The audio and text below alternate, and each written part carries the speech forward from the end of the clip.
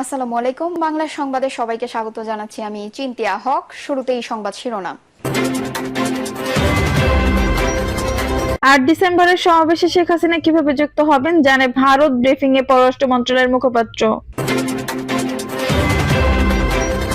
ফরিদপুরের সাবেক ও বর্তমান চেয়ারম্যানের সমর্থকদের সংঘর্ষ, আহত ১২। বাংলাদেশ সীমান্তে অতিরিক্ত সদস্য মোতায়েন করেছে বিএসএফ। মদ্যপ অবস্থায় গাড়ি চালাতে গিয়ে আটক নারী, ডক্টর ইউনূসের মেয়ে নন।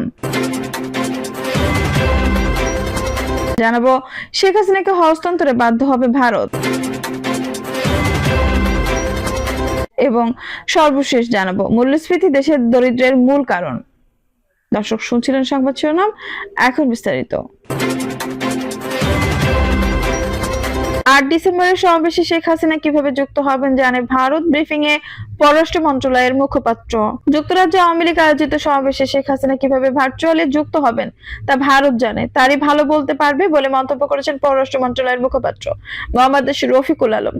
পররাষ্ট্র মন্ত্রণালয়ের মুখপাত্রের কাছে সাংবাদিকদের প্রশ্ন ছিল যে যুক্তরাজ্য আগামী ৮ ডিসেম্বর শেখ হাসিনার সভাপতিত্বে একটি বড় সমাবেশ করতে যাচ্ছে, সেখানকার আওয়ামী লীগ, সেই সমাবেশে ভার্চুয়ালি যুক্ত হবেন শেখ হাসিনা।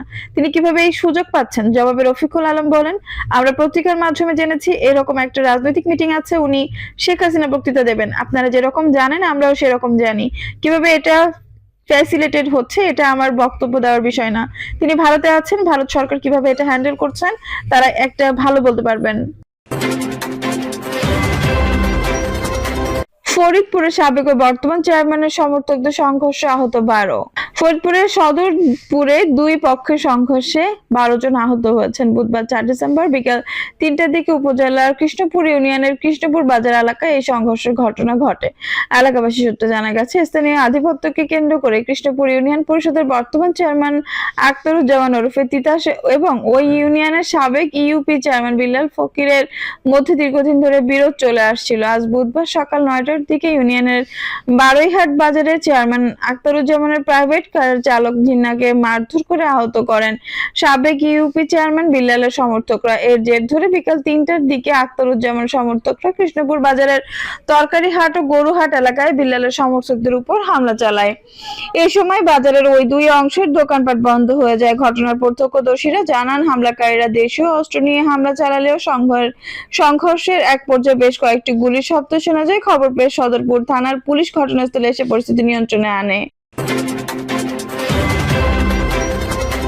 বাংলাদেশ সীমান্তে অতিরিক্ত সদস্য মোতায়েন করেছে বিএসএফ। বাংলাদেশের চলমান পরিস্থিতিতে ভারত বাংলাদেশ সীমান্তের নিরাপত্তা ব্যবস্থা জোরদার করেছে ভারতীয় সীমান্ত রক্ষী বাহিনী বিএসএফ। বাংলাদেশের সহিংসতা ও অস্থিতিশীলতা বৃদ্ধির প্রতিক্রিয়া সীমান্তে বিএসএফ এর অতিরিক্ত সদস্য মোতায়েন করা হয়েছে বলে জানিয়েছে দেশটির এই সীমান্ত রক্ষী বাহিনী। বুধবার ভারতীয় বার্তা সংস্থা এএনআই এর এক প্রতিবেদনে বাংলাদেশ ভারত সীমান্তে বিএসএফ এর এই সতর্কতামূলক পদক্ষেপের খবর দেওয়া হয়েছে। প্রতিবেদনে বলা হয়েছে, গত ২ ডিসেম্বর ত্রিপুরার আগরতলায় বাংলাদেশের সহকারী হাইকমিশনের অফিসে হামলার ঘটনার পর পরিস্থিতি উত্তপ্ত হয়ে উঠেছে। ৩ দিক থেকে বাংলাদেশের বেষ্টিত ত্রিপুরার সঙ্গে ভৌগোলিক নৈকট্য এবং সাংস্কৃতিক সম্পর্কের কারণে রাজ্যটিতে ব্যাপক উত্তেজনা দেখা দিয়েছে। এমন পরিস্থিতিতে ভারতীয় কর্তৃপক্ষ বাংলাদেশ সীমান্তে টহল ও নজরদারি জোরদার করেছে।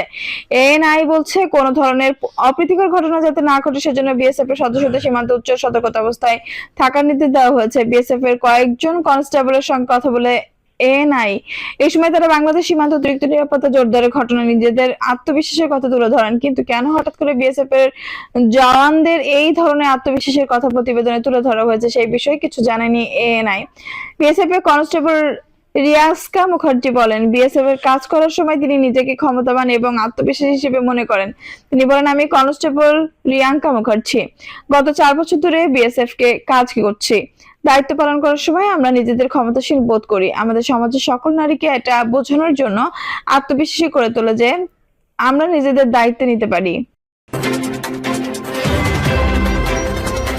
মদ্যপ অবস্থায় গাড়ি চালাতে গিয়ে আটক নারী, ডক্টর ইউনূসের মেয়ে নন। মদ্যপ অবস্থায় গাড়ি চালাতে গিয়ে আটক হয়েছেন এক নারী, কিন্তু সামাজিক মাধ্যমে ওই নারীর ভিডিও প্রচার করে দাবি করা হচ্ছে মেয়েটি বাংলাদেশের অন্তর্বর্তীকালীন সরকারের প্রধান উপদেষ্টা ডক্টর মোহাম্মদ ইউনূসের মেয়ে মনিকা ইউনূস। আওয়ামী লীগের লোকজন ব্যাপকভাবে এটি প্রচার চালাচ্ছে সামাজিক মাধ্যমে। শুধু তাই নয়, ভারতের ইউটিউব চ্যানেলে বঙ্গ টিভিকে দেওয়া সাক্ষাৎকারে দেশটির আইনজীবী নজিয়া আলাহি খানকেও একই দাবি করতে দেখা যায়। তবে সামাজিক মাধ্যমে গুজব এবং অপতথ্য নিয়ে কাজ করা রিউমার স্ক্যানার মঙ্গলবার এক প্রতিবেদনে জানিয়েছেন মদ্যপ ওই নারী আদৌ ডক্টর ইউনূসের মেয়ে নন।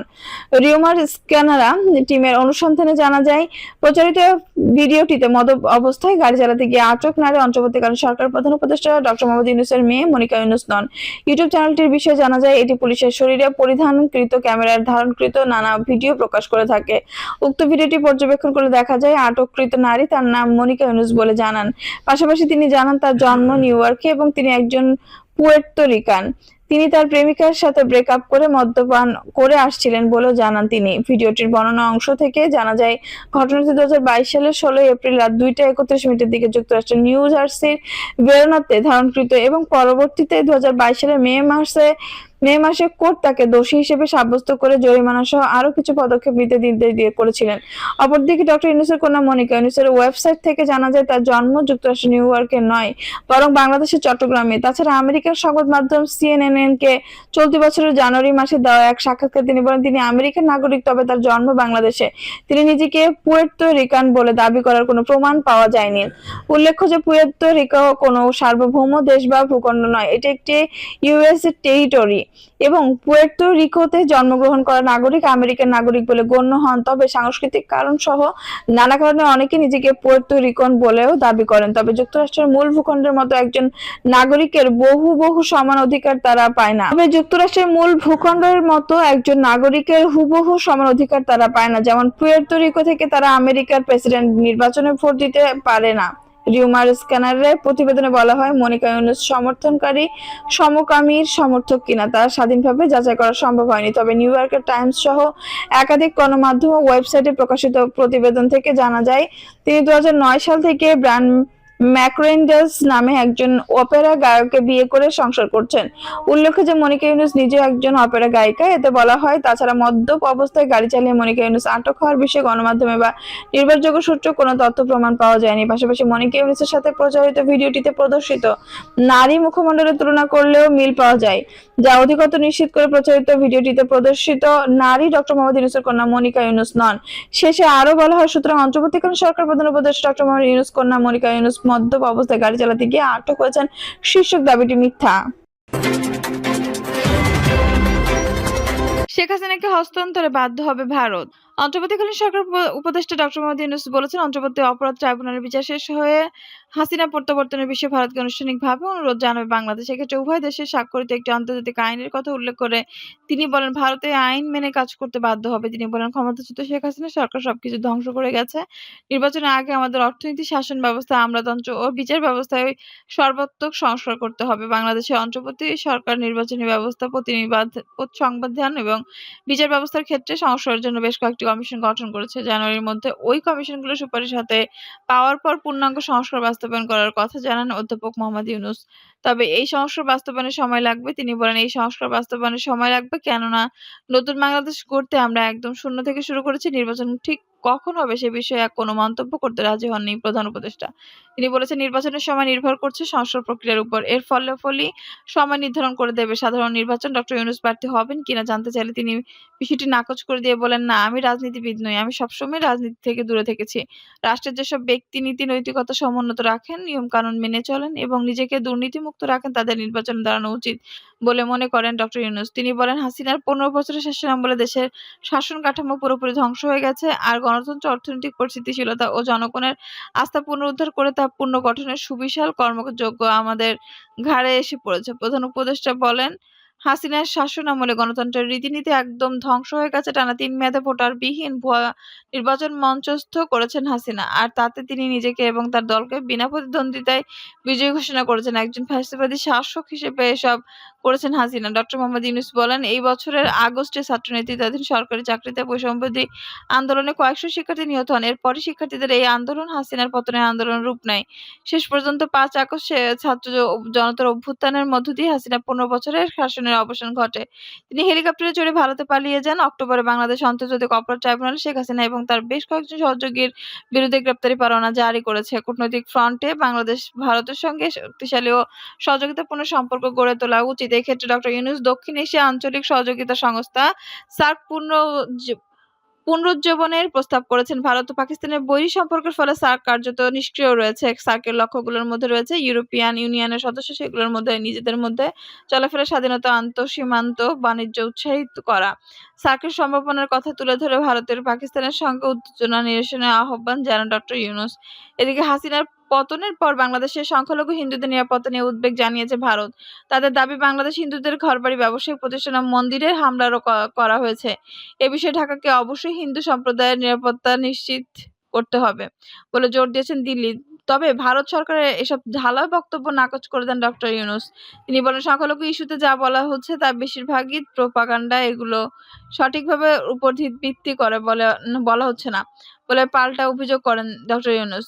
তিনি ভারতীয় সাংবাদিকদের বাংলাদেশে এসে তদন্ত সাপেক্ষ সঠিক তথ্য তুলে ধরার আহ্বান জানান তিনি। তিনি বলেন, আমরা এসব অপতথ্যের বিরুদ্ধে ভারত সরকারকে ব্যাখ্যা দেওয়ার জন্য কাজ করছি। অন্য আঞ্চলিক সম্পর্কের ক্ষেত্রে ইউনূস চীনকে আমাদের বন্ধু বলে অভিহিত করেন। তিনি বলেন, সড়ক ও বিদ্যুৎ কেন্দ্র নির্মাণ থেকে শুরু করে সমুদ্র বন্দর পর্যন্ত আমরা আমাদের বিভিন্নভাবে সহযোগিতা করেছে।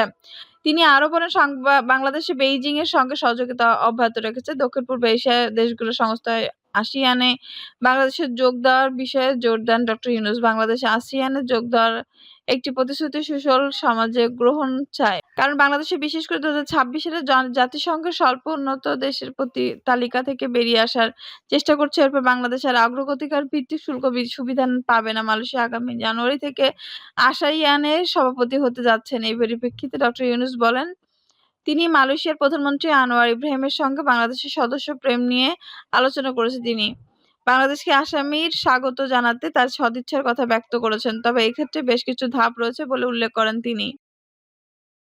তিনি বলেন, বাংলাদেশের আসিয়ানে যোগ দেওয়ার ক্ষেত্রে প্রথম ধাপটি হবে আসিয়ানের সংখ্যা সংশোধনের একটি সর্বসম্মত রেজুলেশন নিশ্চিত করা।